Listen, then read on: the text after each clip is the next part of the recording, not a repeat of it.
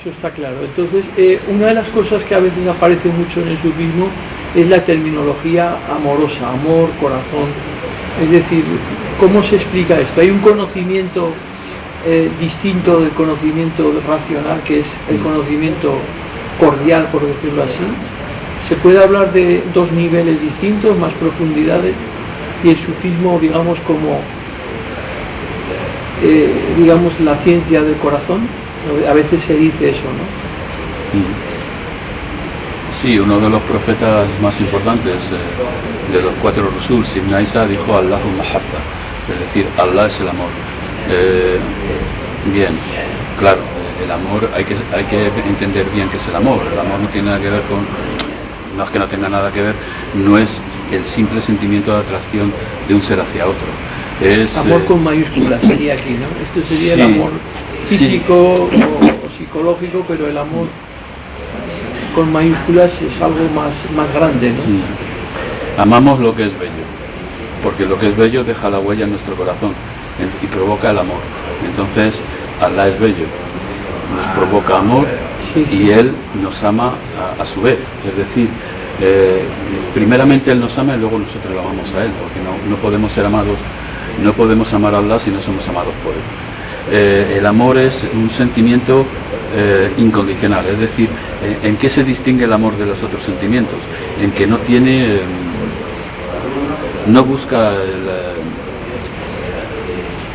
la ventaja personal, es decir, el amor es un sentimiento desprendido que nosotros tenemos hacia cualquier objeto, evidentemente, si es un amor verdadero, o hacia cualquier persona, o incluso hasta los animales.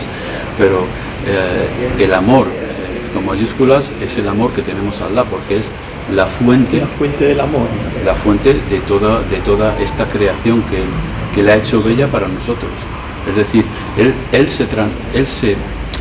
se manifiesta de alguna manera a través de su creación. Hay un hadith Qudsi que dice: yo era un tesoro oculto y quise ser conocido, y para ello creé la creación.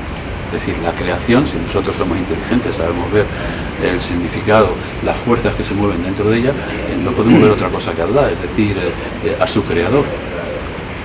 Allah estaba solo antes de crear. ¿De qué materia sacó Allah la creación?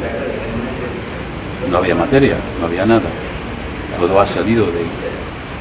Sí, de Él. De Él, podemos decir, de su voluntad. No podemos decir de Él como si fuera un objeto, físico, ¿no? Sí. Pero ha salido de su voluntad y se ha extendido y nunca ha dejado de estar fuera de Él, porque si estuviera de alguna manera fuera de Él sería otro y le quitaría la cualidad de infinitud y de eternidad que Allah tiene. Es imposible. Es decir, todo está dentro de Él de alguna manera, pero las cosas no son Él y Él no es las cosas. Es una sabiduría que solamente la puede tener el creador del universo y nadie más. Es decir, nuestra mente no llega a captar. Por eso que cuando se habla así en esos términos y cuando la mente parece ser que se pierde, ¿no? Que pierde pie y da la sensación de que tiene que haber una comprensión más profunda, que no sea mental en el sentido de racional, sino que sea cordial, ¿no? Que sea, digamos, inefable, sin palabras, pero que evidentemente, porque se habla mucho de ese conocimiento gustativo, presencial, el sufismo de alguna manera lleva a ese estadio. Sí, vamos a ver, todo es un conjunto de cosas que todas trabajan juntas: la pureza, la sabiduría, el amor, la misericordia, la sinceridad. Todo esto lo que hace es despejar el corazón de las malas influencias del ego y nuestra nafs, y entonces lo que hace es desbloquear la capacidad que tiene este corazón, la capacidad potencial, pasar de la potencia al acto. Entonces el amor es el centro de todo, porque el amor es tauhid, es decir, nosotros hablamos de la unicidad, ¿no? Del tauhid. ¿Y qué es la fuerza de atracción que hace que todo sea uno? Es el amor. Es el amor. El amor de la pareja, por ejemplo. ¿Por qué se dice en un hadith el matrimonio es la mitad de la religión? Porque hay el amor en ese matrimonio. un amor desprendido, es decir, nosotros podemos hacer por nuestra mujer, por nuestra esposa o por nuestro esposo aquello que ni queremos hacer ni por nosotros mismos. Y esto es un amor, esto se llama amor. Sí, sí. No es ni siquiera rahma, ya es un estado más allá de la rahma, que es el amor. La rahma es misericordia de alguien superior a alguien inferior. Pero aquí estamos hablando del tauhid, de todo uno, y por eso en el Islam todo es tauhid, es decir, rezamos detrás del imán, el sufí, digamos, sigue las indicaciones del maestro, todo en el mundo nos explica que nos hace llamada a esta unidad que es la esencia de Allah, y esta unidad, digamos, lo que hace que sea consistente es el amor, es la atracción. Sí. Hemos querido entrar un poco en esto porque a veces se oye gente que no conoce el Islam que parece como que dice que el Islam no la ve como una religión del amor, el cristianismo sí, de la caridad, etcétera, pero el Islam pues tiene de alguna manera un aspecto menos conocido o menos desgraciadamente, ¿no? Porque hoy en día predomina en los medios una imagen del Islam pues muy dura, ¿no? O muy diferente a lo que realmente es, pero según lo que nos estás contando, el Islam es una religión del amor en el sentido mayúsculo, es decir, no se puede calificar al Islam como una religión solamente legalista hombre, se llama al cristianismo la religión del amor porque es verdad que la persona de Jesús era lo que transmitía un desapego de las cosas de este mundo y un amor por el prójimo, hacer bien al prójimo como a ti mismo, ¿no? El mismo profeta también decía que para ser que los musulmanes somos hermanos y tenemos que mirar por los otros como por nosotros mismos, ¿no? Entonces, claro, en las dos religiones ha habido épocas en las que ese amor se ha convertido en odio, se ha convertido en guerras, ¿no? Y siempre por intereses políticos, siempre es así, es decir, los intereses religiosos o la religión no promulga el odio, ninguna. Todas promulgan el amor, siempre que sea una religión que tenga una base y que tenga un origen divino, y evidentemente el odio ya es un tema de utilización de la religión para otros fines. El Islam, ¿por qué no es conocido por el amor? Hombre, pues porque... No, es conocido porque sí que hay, digamos, como en el gran público, la idea de que el cristianismo sí es una religión del amor, es una religión de la caridad, sobre todo el amor fraterno, pero el Islam, la imagen que a lo mejor se proyecta a través de los medios es de que es una religión más de la ley, más rigurosa, más incluso política, ¿no? En estos tiempos últimos, el islamismo, mucha gente confunde Islam con islamismo. Yo diría que para un cristiano reconocer que el Islam es la religión del amor le pondría en un verdadero compromiso, y también para un cristiano reconocer a Muhammad como nosotros reconocemos a Jesús, pues también le pondría en un verdadero compromiso. Entonces, digamos que siempre, pues por estos estamentos superiores de lo que es la Iglesia, siempre ha habido reticencia hacia el Islam y miedo. Entonces ese miedo se tiene que combatir, o sea, se tiene que combatir el Islam para que el Islam no entre en los corazones de la gente.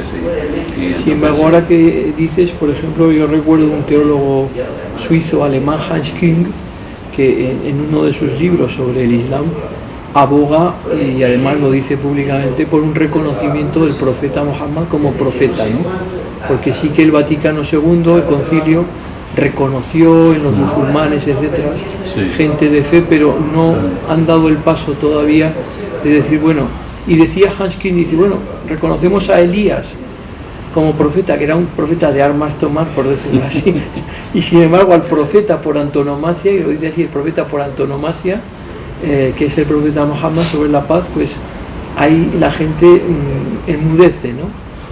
¿Tú crees que el diálogo con las otras religiones es más fácil desde el sufismo que no desde otras corrientes? Claro, evidentemente, porque si nosotros los sufis tenemos un Islam completo y aquel que se dedica solamente a cumplir con sus obligaciones digamos, materiales o físicas o incluso mentales, pues no tiene todo el Islam en su mano, a ver si me entiendes, no conoce todo el Islam, pues evidentemente aquel que lo conoce es el que puede transmitir desde la fuente. Desde la fuente, sí.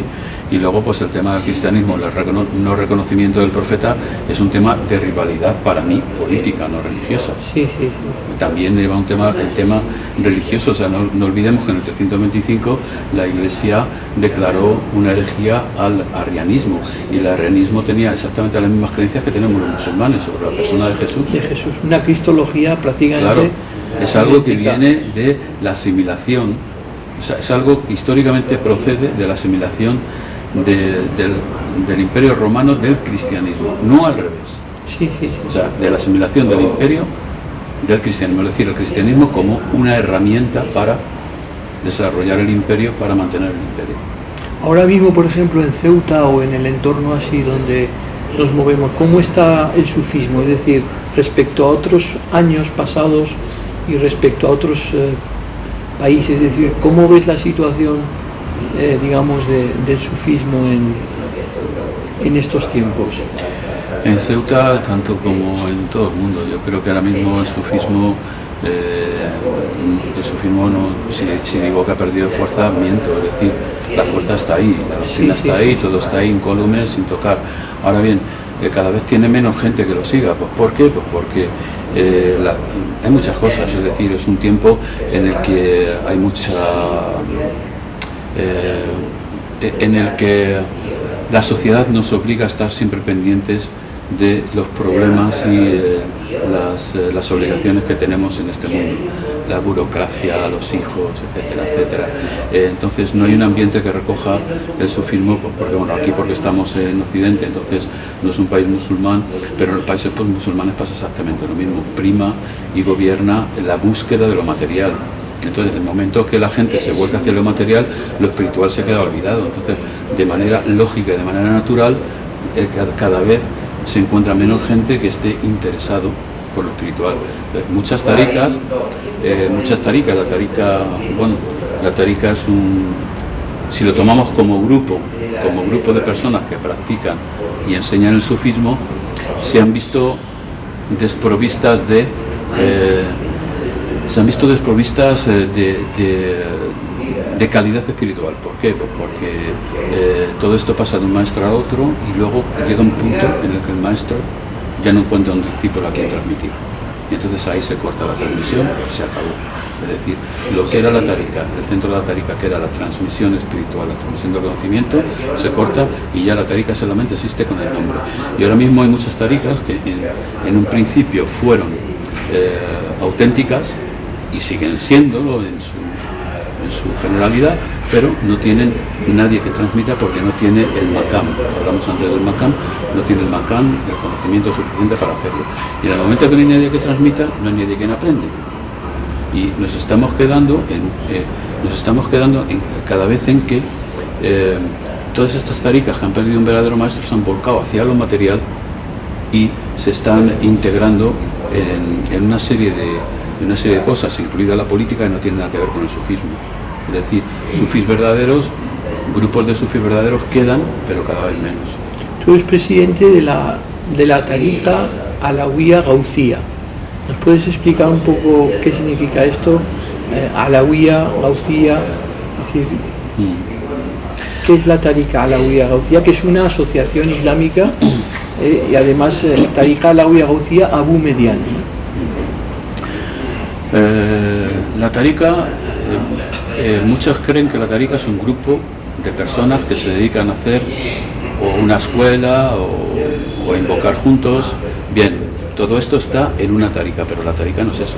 La tarika es un recinto sagrado en el cual intervienen fuerzas que ayudan a la persona, al aspirante, a llegar al final de su búsqueda espiritual, que es la sumisión total a Allah, lo llamamos el fana, que su ego perezca ante la voluntad divina, ante el yo de Allah, y que digamos de alguna manera la persona muera para vivir en Allah. Entonces podemos llamar tarika al recinto sagrado donde están todas estas fuerzas que intervienen en ese proceso. Bien, pero claro, hay varias tarikas. ¿Por qué hay varias tarikas? Porque hay varios países, porque hay mucho tipo de gente, es decir, es la misma tarika, la tarika muhammadía, que se ha dividido en muchas tarikas: Qadiriyya, Shadiliyya, tarika, de todo, tiene... Tarqawiyya, hay muchos Tarqawiyya, sí. Naqshbandiyya también existen. Entonces probablemente cuando llega un sheikh, un hombre del siglo, que también un hadith que habla en la misma colección, Jamia Sagir de Suyuti, que dice el profeta que cada siglo Allah enviará un hombre para renovar la religión. Entonces cuando viene un hombre de estos, entonces la tarika cambia de nombre porque cambia de táctica, es decir, la tarika tiene que cambiar en función de la transmisión espiritual, cambia en función de las circunstancias que vivimos en esa época y la clase de gente que le ha tocado vivir en esa época. Entonces el Sheikh Al-Alawi llamó a esa tarika Alawiyya. Nosotros... ¿Nos puedes un poquito hablar de Sheikh Al-Alawi? ¿En qué época vive? Un poquito, algún detalle más para entender, porque es una de las personalidades más prominentes, ¿no? del sufismo, ¿no? Sí, el Sheikh Al-Alawi seguía la tarika Tarqawiyya en Argelia. Es un hombre humilde, fue un hombre que a los 10 años ya había aprendido el Corán de memoria, y que se dedicó a estudiar conocimiento del Tawhid, hasta que su maestro pues le indicó que había una ciencia superior a esos estudios que él estaba haciendo, y de una forma muy curiosa, es decir, él entró en una tarika que se llamaba Isawiyya, en la cual ya se había derivado de su fuente principal y se habían metido en historias así como hacer medio magia, cantar serpientes, beber té ardiendo, o sea, en ebullición. Y entonces él se dedicaba a estas cosas, y un día estaban cantando una serpiente. Entonces pasó su maestro, el que iba a ser su maestro, sí, del Busidi se llamaba, y le dijo, mira, pues te gusta cantar serpiente, lo haces muy bien y tal. Dice, ¿y si te trajera una más grande, más venenosa que esta, la encantarías? Y dice, sí, para mí sería un reto. Bueno, entonces dice, bueno, pues mira, pues la serpiente más venenosa y más grande que hay es tu propia alma. Entonces ahí el Sheikh en 15 días se puso a su disposición, y era un hombre pues de una categoría, de una sinceridad enorme, de una fuerza enorme, y entonces él le sucedió y creó la tarika Alawiyya, porque su mismo maestro al-Busidi le dijo que la llames Alawiyya, le llamarás a la tarika Alawiyya porque será la más elevada de todas, Aliyya, Alawiyya de Aliyya, es decir, él se llamaba Al-Alawi, pero también por este motivo, ¿no? Es decir, el nombre y la persona venían juntos, el nombre de la tarika y la persona venían juntos. Y entonces Sheikh Al-Alawi, evidentemente, y su maestro le dijo, donde pongas la mano, serás como un león, donde pongas la mano, allí tendrá la victoria. Entonces, efectivamente, él llegó a tener casi 1 millón de discípulos, hizo un viaje por todo lo que era el califato antes, porque todavía existía el califato en 1920, y allí instauró varias zawiyas.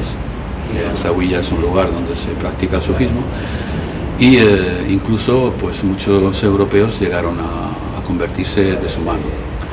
Estamos hablando de qué años más o menos, del 20, 30, del siglo pasado, ¿no? Sheikh Al-Alawi murió en 1934. Le sucedió Sidi Udda. Sidi Udda era también, no tenía, digamos, el maqam tan fuerte como el Sheikh Al-Alawi, pero era un hombre de un gran conocimiento. Y a partir de la muerte de Sidi Udda, la tarika empezó a disgregarse. Varias ramas, por decirlo así, o varias intereses de personas que querían, porque todo esto donde hay una fuerza muy grande, entra el chaitán para desviar a la gente, soplándoles que ellos son superiores a los otros y que tienes que ser el mejor y tú eres el más iluminado, etc. Entonces, bueno, pues esto tomó cuerpo en la tarika, y digamos que ahora mismo no existe un núcleo en la tarika Alawiyya, no existe un núcleo. Entonces existen incluso pues grupos que se han integrado en algo que es totalmente lo contrario de sufismo. Bien, ahora ante esta circunstancia y de que nosotros no podemos ser conocidos como alawis porque la Tariqa Alawiyya por este motivo ya ha dejado de tener prestigio y ha tomado incluso una mala reputación, nosotros le pusimos Gauciyya porque Gauz es la palabra que le conviene, sin dejar de ser Tariqa Alawiyya porque es de donde procedemos, Tariqa Alawiyya, Gauciyya. ¿Por qué? Porque somos diferentes a los otros grupos de la Tariqa Alawiyya porque de alguna manera somos los que hemos conservado la esencia de la transmisión espiritual. El abuelo de mi esposa, que es el padre Micheik también, fue uno de los que se reunió a la muerte de Sheikh Al-Alawi para decidir quién era el próximo Sheikh.